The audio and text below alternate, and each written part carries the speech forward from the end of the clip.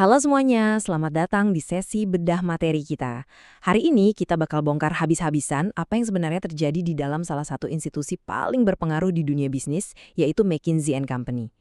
Perusahaan ini baru aja merayakan ulang tahunnya yang ke-100 loh. Bayangin, selama 1 abad, mereka udah jadi semacam peramal masa depan buat perusahaan-perusahaan raksasa, ngebantu mereka bikin strategi, dan ngebentuk dunia bisnis modern seperti yang kita tahu sekarang. Tapi, nah ini dia masalahnya. Warisan 100 tahun itu sekarang lagi diuji habis-habisan. Mereka lagi ngadepin disrupsi teknologi ekstrim yang belum pernah ada sebelumnya, ditambah lagi sorotan tajam dari publik. Jadi, pertanyaannya, gimana raksasa konsultan ini ngerombak dirinya dari dalam buat bisa bertahan? Yuk kita mulai bahas. Oke, kita langsung masuk aja nih ke intinya. Angka ini, jujur aja, mungkin adalah salah satu statistik paling gila soal dunia kerja modern yang bakal Anda dengar. Saat ini, McKinsey punya sekitar 60.000 tenaga kerja di seluruh dunia. Tapi coba perhatiin deh komposisinya. 40.000 itu pekerja manusia, dan 20.000 sisanya itu agen kecerdasan buatan atau AI. Bayangin aja, sepertiga dari total tenaga kerja mereka sekarang ini bahkan bukan manusia. Ini jelas bukan cuma eksperimen coba-coba ya, ini benar-benar perombakan total soal gimana pekerjaan tingkat tinggi itu diselesaikan. Pembahasan pertama kita nih, soal gimana AI ngacak-ngacak dunia konsultasi. Disrupsi AI ini tuh sebenarnya udah bikin semacam ketegangan baru di dunia korporat. Dari banyak obrolan sama para CEO di seluruh dunia, kerasa banget ada kebingungan. Para CEO ini posisinya kejepit, beneran deh. Di satu sisi, ada CFO atau direktur keuangan yang super hati-hati. Mereka nanya, kenapa pengeluaran gede buat teknologi kok belum kelihatan hasilnya? Dan nyaranin mending wait and see aja. Tapi di sisi lain, CIO atau direktur teknologi, mereka pada agresif banget. Ngingetin kalau perusahaan nggak buru-buru adopsi AI sekarang, siap-siap aja hancur terdisrupsi. Nah, McKinsey ini harus bisa mandu klien-klien mereka ngelewatin ketegangan ini. Tapi masalahnya, di balik niat ngebantu klien, ada ancaman eksistensial buat bisnis konsultasi itu sendiri. Bob Sternfels, Global Managing Partner McKinsey, bilang kalau AI itu bikin pekerjaan konsultasi tradisional jadi semacam komoditas biasa. Kerjaan analisis dasar atau ngumpulin data yang tadinya bikin klien mau bayar mahal ke firma konsultan, ya sekarang klien udah bisa lakuin itu sendiri pakai AI. Logikanya, kalau AI udah bisa bikin analisis dasar, ngapain klien harus buang-buang uang bayar konsultan kan? Nah, jawabannya ternyata ada di mandat baru yang satu ini. Buat bisa bertahan, firma konsultan nggak bisa lagi cuma jualan analisis data. Udah nggak zaman. Mereka harus putar haluan secara drastis buat jawab pertanyaan-pertanyaan yang super rumit, yang saling terkait, dan pastinya nggak bakal bisa dipecahin sendiri sama klien. Klien nggak akan mau lagi bayar buat dapat laporan tren pasar doang. Tapi mereka bakal rela bayar mahal buat dapat strategi tentang gimana caranya melipat gandakan kapitalisasi pasar perusahaan mereka. Intinya, selama masih ada CEO yang pengen perusahaannya tumbuh 2 kali lipat, bakal selalu ada masalah kompleks yang butuh pemikiran tingkat tinggi. Lanjut ke bagian kedua, kita bahas gimana kolaborasi antara tenaga kerja manusia dan agen AI ini bekerja. Jadi gini, buat bisa mecahin masalah-masalah tingkat tinggi dari klien, McKinsey sadar banget kalau mereka harus nerapin teknologi canggih ini ke diri mereka sendiri dulu. Mereka harus bongkar ulang operasi internalnya buat nyiptain lingkungan kerja di mana manusia dan mesin bisa kolaborasi bareng. Dan, wow, ini benar-benar nunjukin betapa cepatnya perubahan itu terjadi. Coba lihat lompatan yang eksponensial ini. Cuma sekitar 1,5 tahun yang lalu, McKinsey cuma pakai sekitar 3.000 agen AI buat urusan internal. Hari ini, angkanya meledak jadi 20.000 agen. Ini bukan sekedar pertumbuhan biasa ya. Ini tuh adopsi AI besar-besaran yang benar-benar super cepat dan langsung ngubah kapasitas produktivitas tiap orang di dalam firma itu. Saking cepatnya pertumbuhan ini, pimpinan mereka sendiri aja sampai kaget loh. Awalnya, firma mikir kalau mereka baru batal nyentuh rasio 1:1 antara karyawan manusia dan agen AI itu di tahun 2030. Tapi, ngelihat seberapa ngebutnya adopsi sekarang, mereka ganti perkiraan. Mereka yakin bakal capai rasio 1 agen buat tiap manusia cuma dalam waktu 18 bulan ke depan. Artinya, nggak lama lagi, setiap karyawan di sana bakal didukung sama setidaknya 1 asisten kecerdasan buatan. Sekarang masuk ke bagian ketiga, mari kita lihat gimana McKinsey menyusul ulang profil, seperti apa sih seorang konsultan itu seharusnya?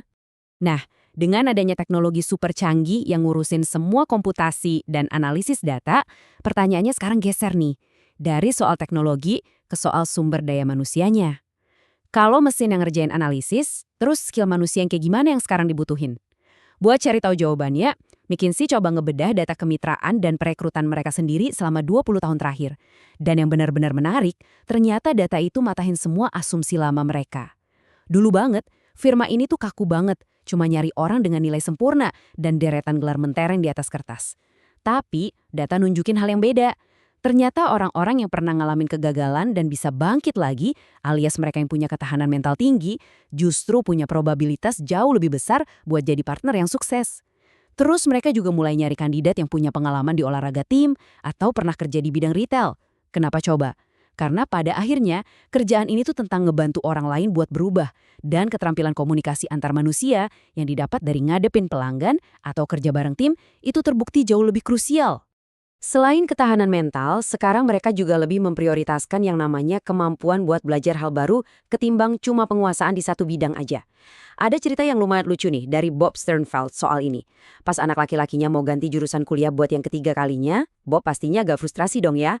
Tapi anaknya ini pinter. Dia malah pakai hasil riset ayahnya sendiri buat ngeles. Dia bilang, loh, kan ayah sendiri yang nulis makalah kalau yang paling penting itu kemampuan buat belajar hal baru. Ya emang lucu sih, tapi itu benar-benar realita baru sekarang. McKinsey bahkan menciptakan skenario tes perekrutan di mana kandidat dilempar ke lingkungan yang benar-benar asing, yang polanya nggak bisa ditebak sama manusia. Murni cuma buat ngeliat seberapa cepat sih mereka bisa adaptasi dan nyari solusi. Jadi, di dunia di mana AI ngasih kekuatan analitik super ke semua orang, firma ini mulai secara spesifik nyari kualitas-kualitas yang cuma dimiliki manusia. Karena gini, AI itu sehebat apapun tetap punya kelemahan. Pertama, AI nggak punya aspirasi. Pemimpin manusia yang hebatlah yang nentuin tujuan dan ngasih inspirasi ke organisasi. Kedua, AI itu nggak punya penilaian moral atau feeling operasional, tetap harus manusia yang nerapin parameter itu. Dan yang ketiga, AI itu kerjanya linier. AI nggak bisa tiba-tiba bikin lompatan ide yang di luar nalar atau nyiptain inovasi yang bener-bener radikal. Makanya, nggak heran kalau sekarang firma ini mulai ngelirik lulusan seni liberal, sesuatu yang nggak biasa banget di masa lalu, demi nyari pemikir-pemikir kreatif yang non-linier. Lanjut ke bagian keempat, kita bakal bahas gimana mereka belajar dari kesalahan masa lalu. Oke, mari kita lihat gimana ini nyambung ke tantangan institusional lainnya. Kita udah bahas pergeseran teknologi dan tenaga kerja, tapi gimana dengan pengawasan publik? Buat institusi yang umurnya udah seabad dan punya jangkauan global sebesar ini, perubahan budaya itu nggak mungkin terjadi tanpa gesekan. Sulit rasanya bahas transformasi firma raksasa ini tanpa nyinggung masa lalu mereka yang jadi sorotan publik. Dalam beberapa tahun terakhir, firma ini emang ngadepin banyak berita negatif, diawasi ketat, dan kena denda terkait pekerjaan mereka di krisis opioid Oxycontin di Amerika Serikat, plus ada masalah kemitraan di Afrika Selatan. Hal ini memunculkan pertanyaan mendasar nih, gimana sih institusi ini mempertanggungjawabkan kesalahan masa lalu yang udah jadi rahasia umum, sekaligus nyari keseimbangan antara bersikap rendah hati buat belajar dari kesalahan, tapi tetap punya keberanian buat beroperasi secara global? Tanggapan operasional mereka ngadepin krisis ini tuh sangat mekanis dan nilainya luar biasa besar. Mereka ngucurin dana investasi sekitar $1 miliar, spesifik buat modernisasi sistem dan kepatuhan hukum. Gila kan, $1 miliar. Buat wujudin ini, mereka sadar butuh perspektif luar. Makanya mereka narik mantan kepala audit internal dari Apple dan mantan kepala kepatuhan dari Walmart. Tujuannya apa? Buat nerapin standar akuntabilitas dan kontrol resiko internal yang sama ketatnya kayak di perusahaan publik, padahal secara teknis mereka ini kan firma swasta. Dana investasi tadi akhirnya diwujudin dalam prosedur operasional yang baru. Dulu nih, salah satu privilege jadi partner adalah mereka bisa tanda tangan kontrak sama klien sendirian aja. Nah, itu sekarang udah berubah total. Sekarang, mereka wajib ngelibatin profesional manajemen resiko dan harus lewat kerangka kerja 5 langkah yang super ketat ini. Sebelum menerima klien, firma harus evaluasi kolektif negaranya, topik kerjanya, integritas institusinya, rekam jejak individunya, sampai lingkungan operasionalnya secara keseluruhan. Bener-bener dipelototin secara detail sekarang. Masuk ke bagian kelima, pergeseran dari sekedar ngasih nasihat menjadi ngasih dampak yang nyata. Nah, kalau kita gabungin semua elemen tadi, mulai dari tenaga kerja yang di-backup AI secara eksponensial, profil rekrutmen konsultan yang fokus ke mental tahan banting, sampai protokol kepatuhan risiko yang super ketat, Anda bakal ngelihat pergeseran paling radikal dalam sejarah mereka, yaitu perubahan total dalam model bisnis dasar mereka. Pernyataan dari Bob Sternfeld ini ngerangkum evolusi itu dengan pas banget. Dulu, kritik paling klasik buat konsultan itu kan mereka datang, ngasih setumpuk dokumen strategi di PowerPoint, nagih biaya selangit, terus pergi gitu aja tanpa ikut nanggung risiko kalau strateginya gagal. Sekarang, model bayar untuk layanan itu udah mulai ditinggalin. Mereka beralih dari yang dulunya cuma penasihat, menjadi mitra yang benar-benar berinvestasi penuh pada dampak dan hasil akhir dari bisnis klien mereka. Jadi, ini dia poin krusialnya kalau kita ngomongin data pendapatan mereka saat ini.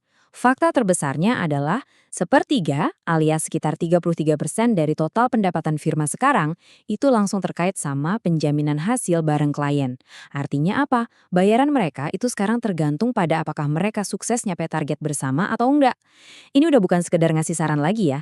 Ini benar-benar soal terjun ke perahu yang sama-sama klien dari awal sampai akhir buat mastiin strategi benar-benar diimplementasikan dengan sukses. Dan akhirnya kita sampai di bagian ke-6, ngebahas kenapa kecepatan dan ketahanan itu penting banget. Terus, kenapa sih pergeseran ini tuh penting banget buat pasar saat ini? Kalau kita lihat dari kacamata para CEO modern yang jadi klien mereka, dunia hari ini tuh isinya cuma kejutan geopolitik dan teknologi. Pemimpin bisnis ini pusing mikirin gimana caranya ngebangun institusi yang bukan cuma gesit merespons, tapi juga tahan banting dari guncangan global yang gak ada habisnya. Buat ngebangun ketahanan institusional di era yang serba nggak pasti ini, perusahaan harus bisa ngimbangin dua hal yang saling bertolak belakang. Pakai analogi olahraga, sebuah organisasi harus pinter main bertahan alias defense, yaitu nyimpen bantalan sumber daya yang cukup buat nahan guncangan krisis yang datang tiba-tiba. Tapi di saat yang sama, mereka juga wajib main menyerang alias offense. Mereka harus punya kapasitas finansial dan nyali buat ngambil taruhan berani di pasar yang kompetitif. Bisa mainin kedua peran ini barengan adalah kunci utama buat selamat dari disrupsi. Yang akhirnya bawa kita ke pemikiran penutup yang cukup menantang nih. Dari puluhan tahun data, ada satu hukum bisnis yang nggak bisa dibantah. Organisasi yang geraknya cepat pasti bakal selalu ngalahin organisasi yang lambat. Bahkan kalau organisasi cepat itu lebih sering bikin salah. Tapi masalahnya hari ini, banyak banget struktur organisasi matriks yang rumit, yang niat awalnya dibikin buat kolaborasi, malah ujung-ujungnya nyiptain birokrasi dan bikin pengambilan keputusan jadi lelet. Jadi pertanyaannya buat Anda, mengingat kecepatan itu adalah mata uang utama buat selamat dari revolusi AI ini, apakah struktur di dalam organisasi Anda sendiri justru nahan Anda dari kecepatan yang Anda butuhin buat bertahan hidup?